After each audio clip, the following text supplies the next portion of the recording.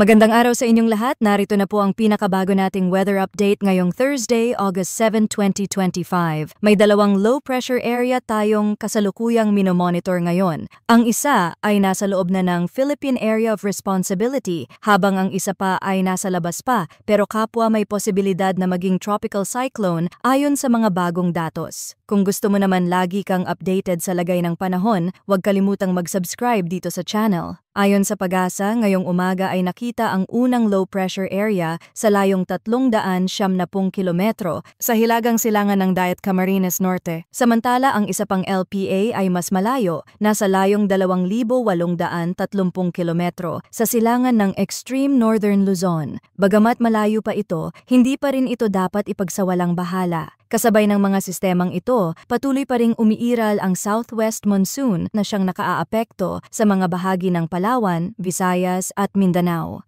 Ngayong araw, sa mga lugar gaya ng Cagayan Valley, Cordillera Administrative Region at Aurora, asahan na ang maulap na kalangitan na may mga pag-ulan at thunderstorm. Ang ganitong kondisyon ay maaaring magdulot ng flash floods o landslides lalo na sa mga bulubunduking lugar. Ganito rin ang inaasahang lagay ng panahon sa Metro Manila, Ilocos Region, Central Luzon, Calabarzon, Bicol Region, Occidental Mindoro, Oriental Mindoro, Marinduque, Romblon at Northern Samar. Sa mga rehiyong ito, posibleng makaranas ng pagbaha o pagguho ng lupa dulot ng malalakas na buhos ng ulan. Sa natitirang bahagi naman ng Visayas, Zamboanga Peninsula, Northern Mindanao, Caraga at Palawan, iiral din ang maulap na kalangitan na may mga pag-ulan dulot pa rin ng southwest monsoon. Para sa ibang bahagi ng Mindanao, bagamat bahagyang maulap lamang ang kalangitan, posible pa rin ang mga thunderstorms sa hapon o gabi na maaaring magdulot ng localized na pagbaha. Para naman sa lagay ng hangin at alon sa Northern at Central Luzon, inaasahan ang hangin mula northeast hanggang northwest na may katamtamang lakas. Ang alon ay posibleng umabot sa taas na 2.1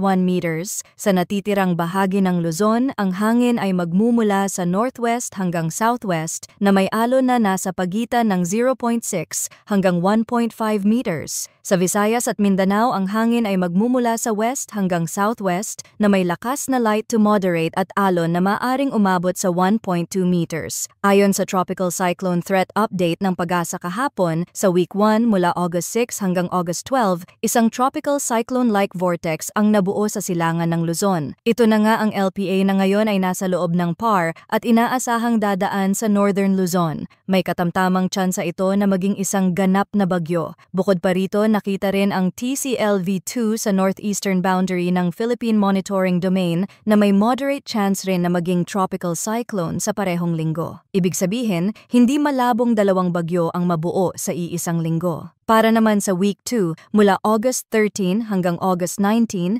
ipinapakita ng mga modelo na posibleng mabuo ang TCLV3 sa hilagang bahagi ng Philippine Sea. Ito ay maaring kumilos patungong extreme northern Luzon, pero sa ngayon ay mababa pa ang tsansa nitong maging ganap na bagyo. Gamit ang GFS model, makikita na tatawid sa northern Luzon ang LPA sa loob ng PAR at kasunod nito ay ang isa pang low pressure system na may mataas na posibilidad na maging tropical cyclone habang nasa dagat pa lamang. Gaya ng dati, marami pa rin ang pwedeng magbago sa takbo at lakas ng mga sistemang ito, kaya't mahalaga ang patuloy na pagbabantay at pagantabay sa mga weather updates mula sa ating channel. Huwag kalimutang mag-ingat at manatiling alerto lalo na kung kayo ay nasa mga lugar na maulan. Maraming salamat sa walang sawang pagsubaybay at huwag kalimutang mag-subscribe para updated palagi sa panahon.